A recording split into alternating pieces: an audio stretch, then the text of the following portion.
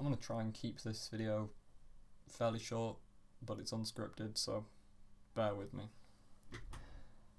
This video is called What Happened to Me for a reason. We've been doing a lot of story sharing on the channel, and I thought there's one more story that I still haven't really told you, and it is, why am I so messed up? Why do I have depression and anxiety? What is my big reason? So today I'm going to tell you. When I was a kid, I was bullied a lot in school, but that was never really a problem. It was fine. It was whatever. I didn't really care. It was more my home life that was the contributing factor. Some of you may know I still live with my mum, and a lot of people probably think, well, he mentions his mum sometimes, but he never mentions his dad. What happened there? My dad was an alcoholic, and the only time I really remember of him was when he was drunk. The only time he would spend with me would be at the pub. My parents' relationship wasn't exactly the best, and that was hard to be a part of. It definitely screwed me up, but that's not the huge reason.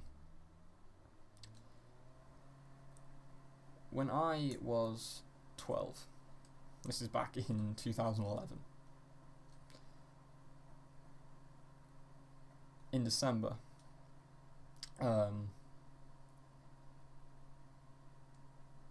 my dad's drinking problem got worse, so much so that he was hospitalized, and on the 11th of December 2011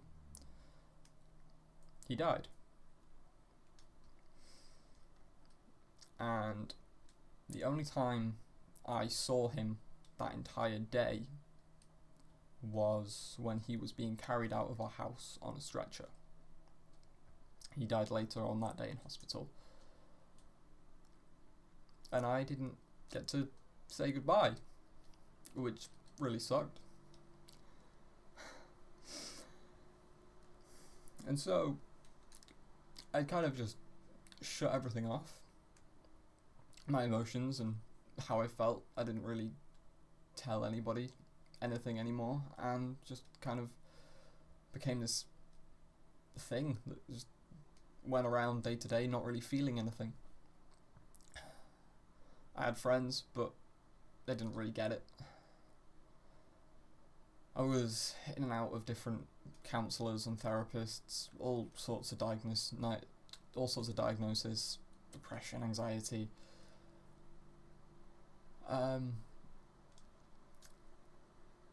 it wasn't until, I'd say, about 2015 that things started to slowly but surely get better, because of one person, and that person is Frank, of course.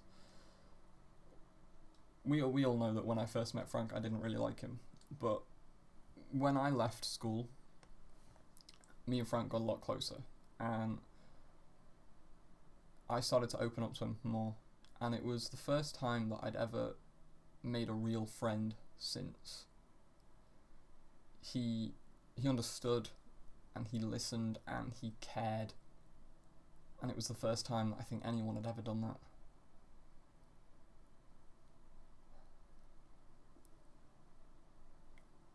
I don't know where I would be without him, but I certainly know that I wouldn't be here doing this. And then, of course, a year or so later I met Kieran. And yeah, we all know the story of how our friendship wasn't exactly great and we used to hate each other, but if it wasn't for meeting Frank and Kieran, I don't think that I would be doing anything right now. I don't think I'd be able to function anymore.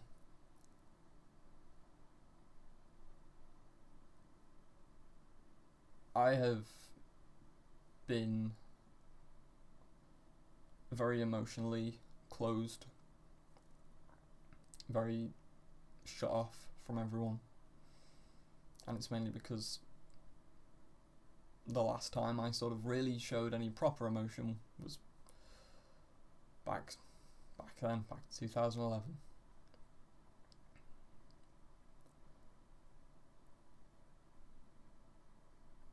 Without them, I don't know where I'd be. I have dealt with a lot of issues, a lot of grief, depression, anxiety, PTSD, a lot of suicidal tendencies, self-harm. But I know that if it wasn't for Frank and Kieran, I would probably not be here right now.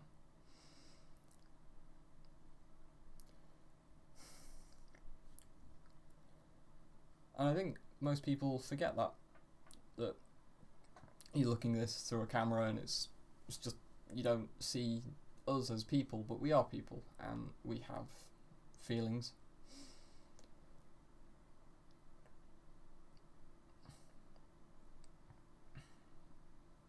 And that sucks, but sometimes you just gotta do whatever.